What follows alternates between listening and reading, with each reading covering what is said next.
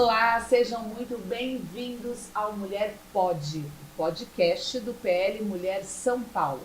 A gente tem conversado com mulheres mandatárias, vereadoras, prefeitas, vice-prefeitas, falando sobre diversos temas que envolvem a política e envolvem a mulher. Hoje o nosso assunto é saúde e tem tudo a ver também com a mulher. Saúde da mulher, violência contra a mulher, de que formas as políticas públicas podem ajudar nesse combate, nesse convencimento também, né, dos administradores, para que eles possam atuar de forma mais eficaz na proteção das mulheres. E para falar sobre saúde da mulher principalmente, a gente vai receber aqui duas vereadoras que são referências na área da saúde na cidade onde elas atuam. Eu estou aqui com a Tiele Lopes, que é vereadora de Araçoiaba da Serra. É o primeiro mandato dela, ela tem uma história ligada à saúde e tem atuado desde que assumiu o mandato de vereadora. Nessa área também tem muito para conversar com a gente. Muito obrigada pela sua presença, vamos bater um papo, relaxar, descontrair e falar coisas importantes que têm a ver com as mulheres, para que a gente inspire também muitas mulheres. Agradeço a sua presença, Tiele. Bom dia. Agradeço estar aqui, era um prazer imenso com duas mulheres em destaque no nosso partido do PL. E vamos juntas aí fazer um bate-papo bem legal, porque a área da saúde é uma área que é desafiadora, é muito bom. É verdade. E a gente está também, temos a honra de receber aqui a vereadora do PL mais votada do Brasil, a vereadora Sandra Tadeu, da capital. Ela é médica, pediatra, sanitarista, tem um trabalho incansável com as mulheres na área da saúde, está sempre falando e defendendo as mulheres e nós temos também que conversar com ela para trocar essas experiências, aprender também com a Sandra, porque ela tem 30 anos de vida pública, Sandra. Verdade. Na defesa das mulheres. Verdade. Na verdade, a gente tem trabalhado muito nesse sentido. A gente começou lá atrás a trabalhar na questão da violência contra a mulher, né? Que é uma pauta muito extensa, que a gente precisa, todo minuto, estar lembrando isso, tanto para as mulheres, como também para os homens, né? Porque isso tem que dar uma parada. E, de um outro lado, como médica, e o que eu faço para mim, eu acho que toda mulher tem o direito, pelo menos a cidade de São Paulo, ela pode fornecer isso para a mulher, que foi através de um projeto meu, o Checapão.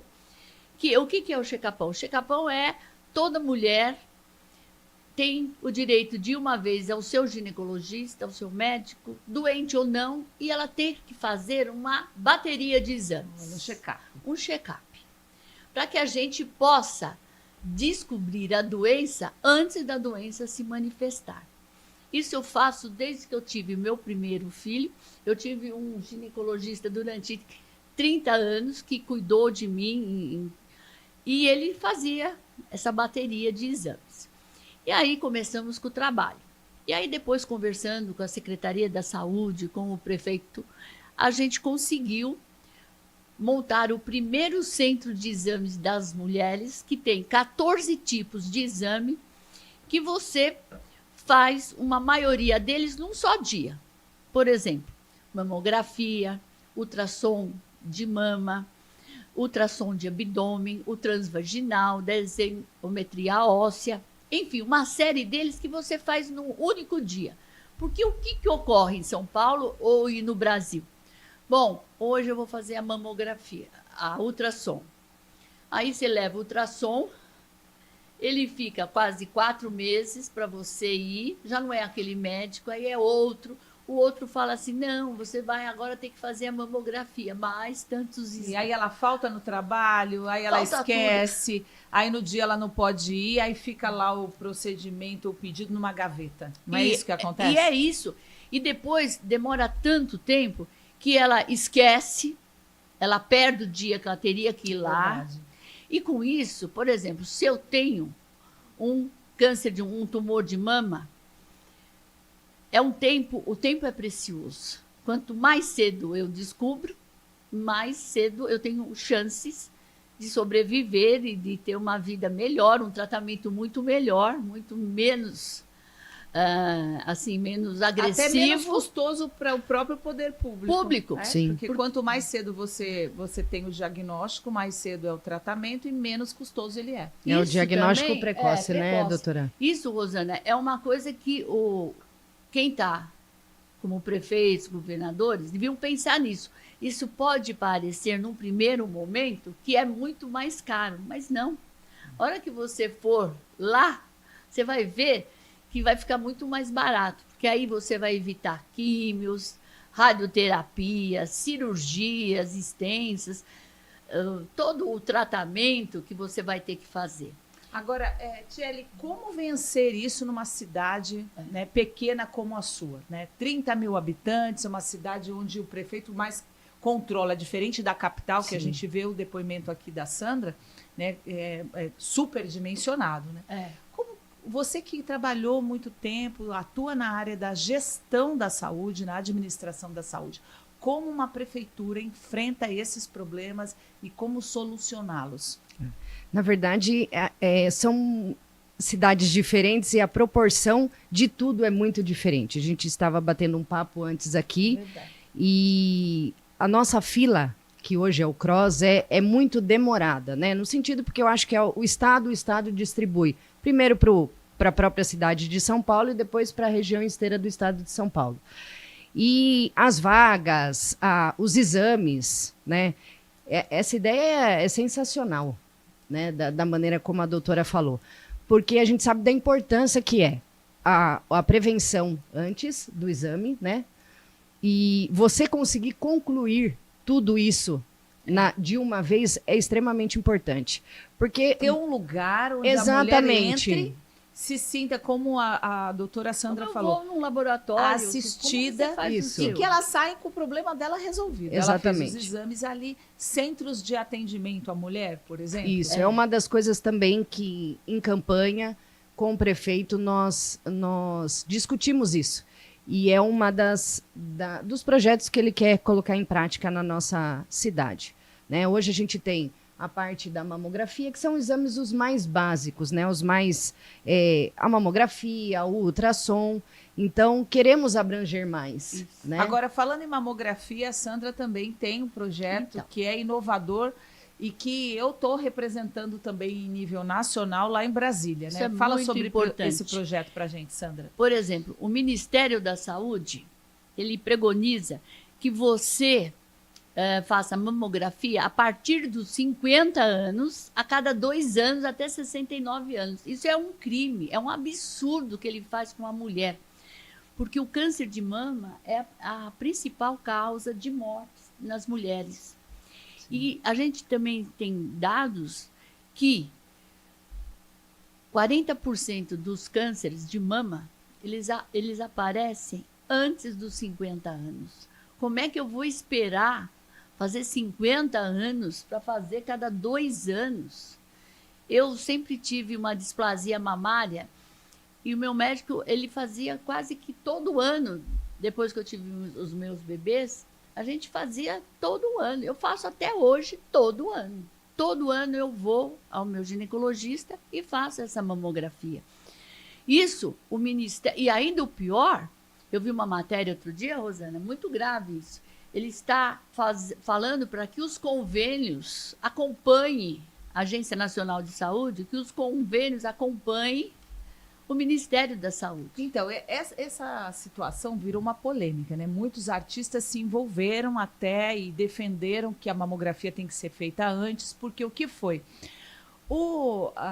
Foi feita uma consulta pública para dar uma premiação para os planos de saúde, caso alcançassem a excelência em determinados procedimentos.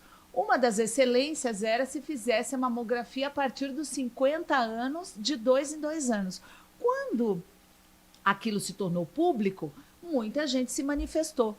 E aí a Agência Nacional de Saúde deu a resposta, inclusive eu recebi no meu próprio gabinete, falando, não, a gente só seguiu o que está dizendo no SUS. Então é o SUS que está errado. Sim. E aí eu criei esse projeto de lei, espero que ele seja pautado, já está em regime de urgência para ser aprovado, para determinar que o SUS oriente, como a doutora Sandra disse, a partir dos 40 anos. E todos os anos, porque os diagnósticos nessa fase, eles acontecem muito frequentemente. Então, é um absurdo que a gente olhe para isso e ache normal, né, que a mamografia seja feita só a partir dos 50 e de 2 em 2 anos. Sendo que os particulares, a gente sabe, a minha mãe faleceu de câncer no seio e ela foi diagnosticada entre os 40 e os 50 anos. Faleceu precocemente. E cada vez mais a gente tem alternativas de tratamento que a pessoa se cura totalmente. Não é mais o câncer de mama hoje, não é mais tão assustador como há 20 anos. Hoje tem métodos, tipos de procedimentos e medicamentos, quimioterapia, enfim, que conseguem. Então, olha a importância de termos mulher na política também. Verdade, né? A gente sempre está defendendo a nossa história como ser mulher, né? Eu acho que isso é muito importante. A mulher tem um papel fundamental em toda a sociedade do mundo. É verdade. Então, eu acho isso um absurdo. E eu tenho levantado isso. A gente fala da violência da mulher, mas a violência que a mulher sofre, até para ela se tratar, é tremenda. Ninguém fala isso. Mas eu ando muito na periferia, Rosana, e é muito duro. Mesmo na cidade de São Paulo, você falou que o CROSS muitas vezes atende a cidade de São Paulo. Você se engana. É uma misturada esse CROSS, que é um absurdo, que isso tem que mudar de alguma maneira, porque você também tem que dar qualidade de vida ao paciente. Você imagine lá da sua terra ter que vir até ou para lá de São Paulo, da capital, muitas vezes você vai, e é transferido. Então, eu comecei a perceber que nós mulheres, se nós tivermos a nossa saúde bem, eu te falo uma coisa, a gente leva tudo, a gente carrega. E a saúde da nossa família também vai bem quando a mulher vai bem. Né? A mulher é cuidadora. Tiele, como você encara na sua cidade, qual é a realidade na sua cidade hoje que envolve a violência contra a mulher? É muito forte, é muito presente em Araçoiaba? Não, na verdade, a violência contra a mulher, eu acho, numa cidade mais do interior, é aquela, como que eu posso dizer? É mais aconchegante, é mais... As pessoas se todo cuidam mundo conhece mais, né? todo mundo, se conhecem, tem uma informação, né? Eu acho que o pessoal fica muito mais... Exatamente, em evidência. De olho. Então, nessa parte a gente não tem, não que não tenha, né? Mas é muito pouca, pouca. Mas, voltando a falar da parte do exame, do diagnóstico precoce, eu acho que é extremamente importante.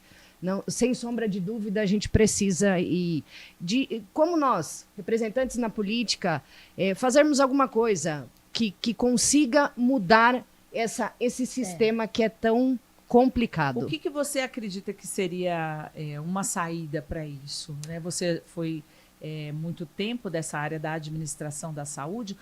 O que faz com que as cidades... É só falta de dinheiro ou não? Na verdade, assim, hoje...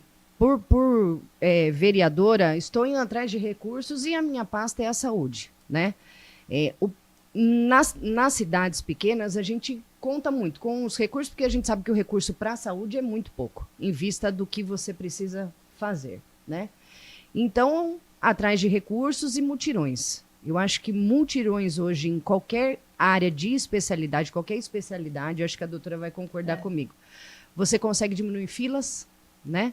Você consegue fazer aquelas pessoas terem um andamento. Você consegue enxugar o pronto-socorro, a emergência, porque aquela pessoa que vai na emergência, que vai para tomar uma medicação, ela está extremamente sem o apoio ambulatorial, que é o diagnóstico precoce de exames. Você consegue também dar uma enxugada na situação como um todo, né? Você conseguindo fazer mutirões, conseguindo fazer exames, mamografia, que seja ultrassom, tomografia, você consegue fechar o diagnóstico do paciente. Eu concorri à prefeitura da minha cidade, Santos, e estudei bastante a saúde pública municipal.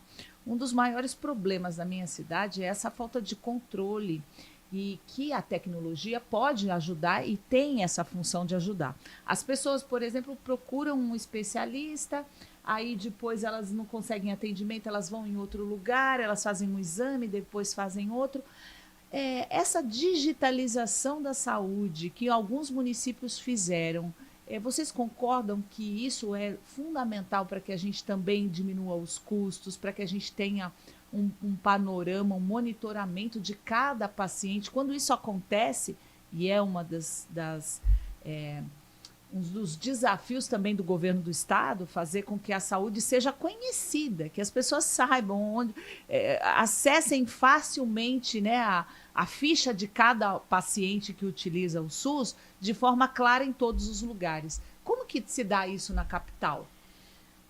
Por exemplo, eu, como médica, a turma quer um hospital na porta da sua casa. Sim. Mas a gente teria que ter em cada bairro uma UBS, um posto de saúde, como se falava antigamente, um posto de saúde.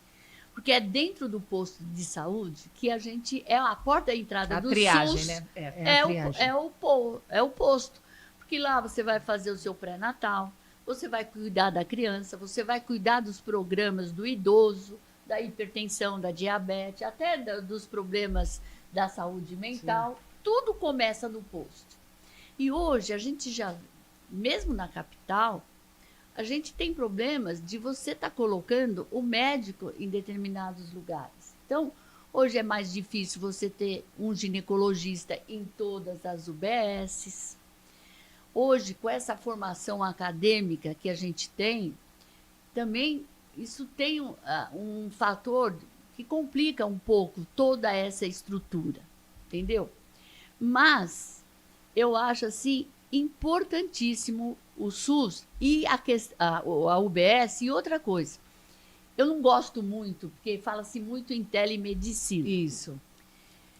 Hoje eu acho importante, isso lá atrás, quando eu fui secretária de saúde, que eu também já fui secretária de saúde da cidade de Mairiporã.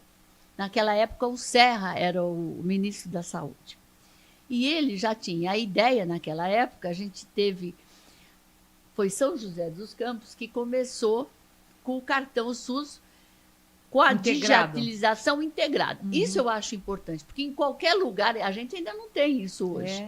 Qualquer lugar que você estiver, eu abro lá, eu sei o seu histórico, eu sei a sua patologia. Eu acho que isso é fundamental. É fundamental. Isso é fundamental. Sim, isso sim. em todos os lugares. A Sim. gente não tem. Hoje, na cidade de São Paulo, a maioria do sistema já está interligado. Em São Paulo, na cidade. Mas isso teria que ser espalhado por todo o Brasil. Uhum. Na questão da telemedicina, não sei se você também estava falando nesse sentido, eu fico um pouco com o pé atrás.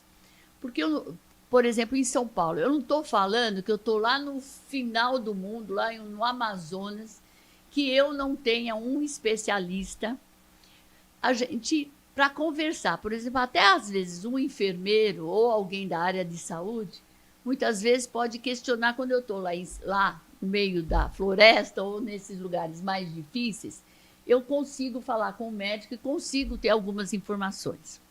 Agora, em São Paulo, começou com um negócio da telemedicina, que tem em algumas UPAs, e você segue lá o protocolo de Manchester, que fala os termos do paciente grave. Sim. Ou não. Mas você também vai concordar comigo que nem todo mundo, não é porque a minha carinha está melhor e a sua está pior, que eu não sou paciente grave, que você não é o paciente grave, entendeu? A gente vê isso muito em acidentes, essas coisas, que a pessoa socorre todo mundo, quando chega a vez dela, ela bumba, ela acaba vindo a falecer. Mas está funcionando algumas coisas que eu acho importante.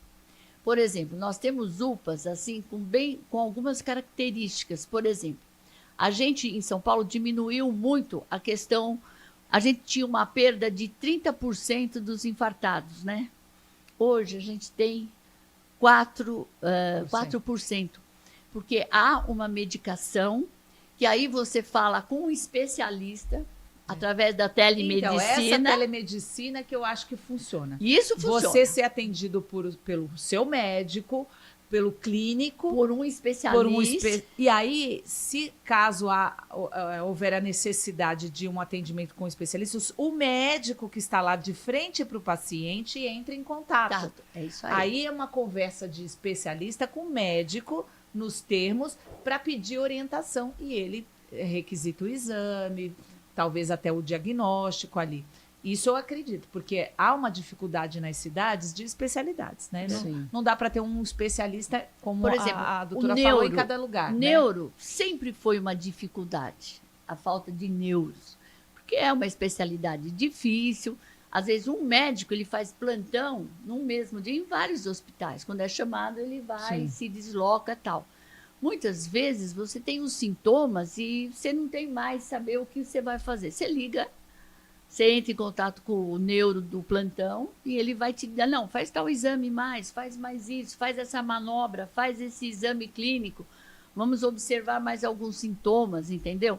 Então, eu acho que em alguns casos é essencial. E há um tempo atrás, eu conheci um outro sistema que vem de Israel. É bárbaro. Eu acho que isso completa a telemedicina. Porque você está falando com o médico e você tem os equipamentos que um enfermeiro ou você mesmo coloca em você e você ausculta tanto a parte cardíaca quanto a parte pulmonar. Você faz um exame de ouvido, ele só não serve para fazer um exame ginecológico. Eu acho que em Jundiaí, eu acho que tem um atendimento assim de especialidades que faz esse tipo de... E isso eu acho que vale a pena. A nossa tecnologia, né? A tecnologia nesse sentido, eu acho que é importantíssima. Ela é boa em partes e em partes mas ela... eu vou te dizer, eu aprendi... Tem que saber usar. Exatamente, eu aprendi exatamente. isso na faculdade e eu sinto que hoje não é isso. O mais importante dentro da relação médico-paciente é você conversar com o seu paciente, você ter essa ligação e o exame físico, você apalpando, você sentindo, é importantíssimo. Você faz um diagnóstico só com a história. E com a escuta. Com a ausculta, com o exame clínico, E muitas vezes a doutora, eu acho que vai concordar comigo também. Às vezes, o paciente, muitas vezes, você chega, apalpou, examinou, conversou, o paciente sai curado da sala também. É aquele sabe, principalmente médico, com o idoso. Exatamente, que é isso que eles precisam, aquela atenção, tanto a parte mental quanto a parte física, eu acho que esse contato. Eu ouvi uma frase que eu guardo comigo que fala sobre medicina, né? Que fala assim, a medicina é uma mistura de ciência e arte. A arte foi se perdendo. Quando os médicos conseguem fazer esse resgate, né, que é a escuta, que é você olhar no olho do paciente e entender o contexto, não é só pedir exame, você tem que entender o contexto daquela situação. Até para você pedir o exame. Exato, e aí você consegue muita coisa também, consegue identificar mais doenças, o sentimento ali na hora. Sim. Por isso a telemedicina nesse ponto não cumpre essa lacuna. É necessário ter a presença do médico. Uma das... em cidade pequena, eu acho que a realidade é um pouquinho mais diferente. O pessoal do interior é aquela coisa, entrar na sala, conversar com o médico, tem intimidade, né? Tem intimidade. Então, a telemedicina hoje, ela também tem na nossa cidade de Araçoiaba, mas ela está indo bem lentamente e ainda tem muita rejeição. Ainda tem muita rejeição por conta dessa... O que os pacientes falam? Mas como que eu vou... Como que o médico pode falar comigo na tela? Como que ele vai me medicar? Como que ele vai me examinar, entendeu? Existe ainda também aquela parte que ainda não conseguimos introduzir realmente o necessário, igual no estado de São Paulo, assim, na cidade de São Paulo. Tiele, o que você imagina para a sua cidade na área da saúde daqui a alguns anos? Você vai estar exercendo um papel importante de vereadora, fiscalizadora, propõe projetos que possam ajudar o município, ações. Como que você imagina a saúde, principalmente a saúde da mulher na sua cidade daqui a alguns anos? Olha, trabalhando nós estamos, procurando recurso nós estamos. Então eu creio que vai ser um grande avanço, um grande avanço. Nós estamos avançando a cada ano, esperamos só coisas positivas, porque a gente sabe que a saúde não dá para esperar. Então é a minha bandeira, a minha maior defesa, e eu luto incansavelmente todos os dias por isso. Que a gente consiga avançar muito. Tem um centro de atendimento à mulher? Hoje a gente tem os ESFs, né, nos bairros, porque territorialmente Araçoiaba é muito grande. São bairros distantes um do outro. E o pronto-socorro e o postinho do centro também, que é o ESF do centro. É assim que a gente funciona.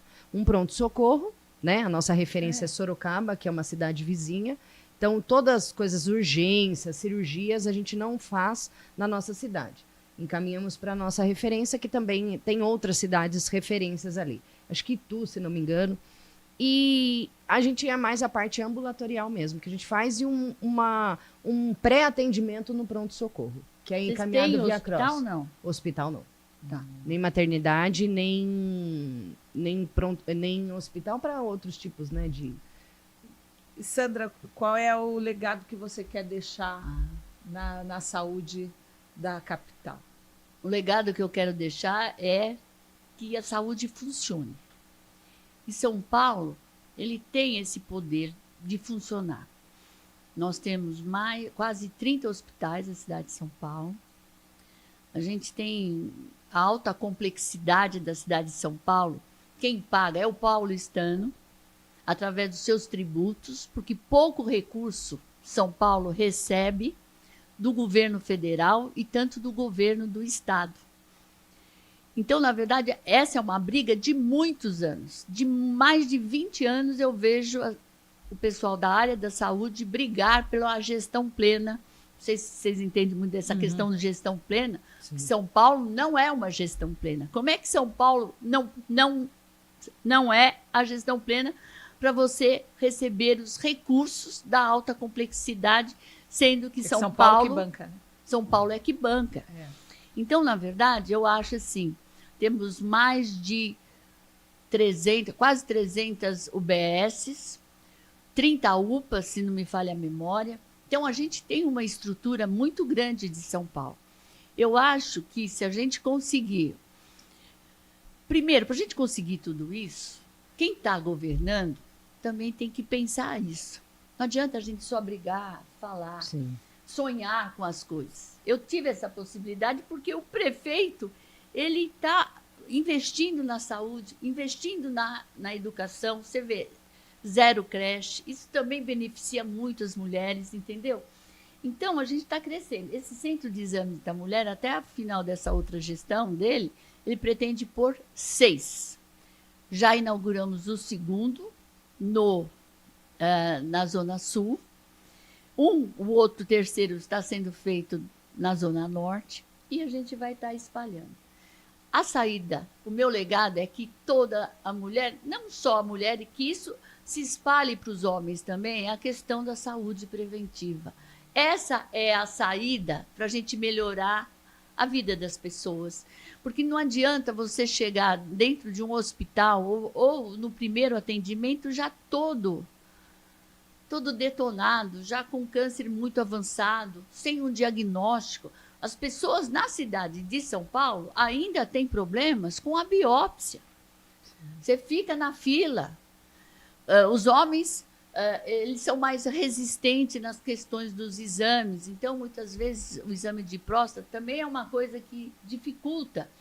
Então, o meu sonho é que quando eu deixe um legado nesse sentido, na questão da saúde preventiva. Isso é a saída para a gente melhorar a saúde de todo o nosso país, não é só da cidade de São Paulo. É todo o Porque país, se exatamente. a sua cidade não tem essa condição, o Estado e o governo federal também tem que implementar isso para que vocês tenham essa qualidade É um de conjunto, exames. né? É um conjunto de coisas. Então, é isso que eu pretendo deixar esse legado, por isso eu adoro ser vereadora, eu acho que é o cargo político que mais próximo É está verdade. do eleitor. É verdade. A gente entende o problema, é da rua, a gente é um zelador, né? É verdade. Então E- você e é acaba- onde a pessoa confia, porque É está verdade. próximo a ela. Em Brasília, as decisões que são feitas lá, elas afetam os bairros, as cidades, mas ninguém mora lá em Brasília. É verdade. As pessoas estão nos bairros, né, tendo contato com os primeiros representantes, que são os vereadores. E esse bate-papo aqui, eu agradeço você que nos acompanhou, e é para que você veja o quanto a mulher faz diferença na política. Verdade. O tempo todo a gente fala com carinho, fala com cuidado. A mulher tem características próprias, né? Nós somos mãe, geramos vida, somos cuidadoras por natureza. É verdade. Eu sempre falo, quando eu relaciono a área da saúde, quando alguém está doente, está internado, tem sempre uma mulher de acompanhante. Sim, nós somos amor, Muito né? difícil ter um homem. Verdade. Se o pai é a filha que está lá, é a esposa que está lá, se é o marido, é a esposa que está, é a avó, não importa, é sempre uma mulher que está. E por que isso? Né, a gente tem que estender a participação das mulheres, ampliar a participação das mulheres, e o PL tem cumprido um papel fundamental nisso. Nós conseguimos aumentar muito o número de vereadoras eleitas, de prefeitas, de vice-prefeitas aqui no estado de São Paulo e por todo o Brasil. Porque a mulher faz a diferença. Verdade. A gente está correndo atrás de um prejuízo, né, Sandra e Tiele? sim. As verdade. mulheres nunca quiseram participar da política porque sempre foi um ambiente hostil, ou que nos falavam isso, né? Ah, a mulher não entende de política, não é lugar de mulher. É mentira. A política é lugar de mulher, sim. A mulher tem um papel fundamental. A política genuína, ela é fácil, ela é simples e é transformadora. Então, esses podcasts que nós temos feito com vários temas, eles servem de reflexão e de estímulo para você que está aí acompanhando. Às vezes você é da área da saúde também, você já exerce um papel de liderança no seu bairro, na sua região, e você nunca se interessou em entrar para a política. Por quê? A política, ali é onde a gente tem o papel e a caneta para tomar decisões que alteram a sua vida, o seu futuro, seja em Araçoiaba da Serra, seja na capital paulista, seja em Brasília, decidindo o futuro dos brasileiros. Então, mais uma vez, eu agradeço a presença de vocês. Quero que você deixe um recado para as pessoas que te acompanham, para as pessoas que votaram em você em Araçoiaba da Serra, para que você deixe um recado para elas e mostre o teu trabalho, né? O teu empenho e esse sentimento que você tem de melhorar a vida na sua cidade, Tiele. Na verdade, foi um prazer enorme, um conteúdo assim que a gente vai levar para a vida, viu, doutora? É um prazer estar aqui mesmo. E o povo de Araçoiaba, eles sabem que eles podem contar com essa vereadora, porque o meu trabalho é incansável. Pela mulher, pelo homem, pela saúde, pelo bem-estar da população. Agradeço muito de estar aqui com vocês, foi, assim, incrível, de verdade, pela experiência de vida de vocês. Obrigada, vereadora Sandra, doutora Sandra, a mulher mais votada do PL. E é sempre uma inspiração estar conversando com você e ver todo o conhecimento que você tem e esse cuidado também com a população paulistana. Eu, na verdade, eu me sinto muito feliz de estar aqui, agradeço muito ao convite. É muito importante a questão do pode mulher, porque a mulher pode, Isso a mulher mesmo. pode tudo. A mulher pode estar em todos os lugares que ela quiser. Então, na verdade, eu acho muito importante essa conversa com as mulheres.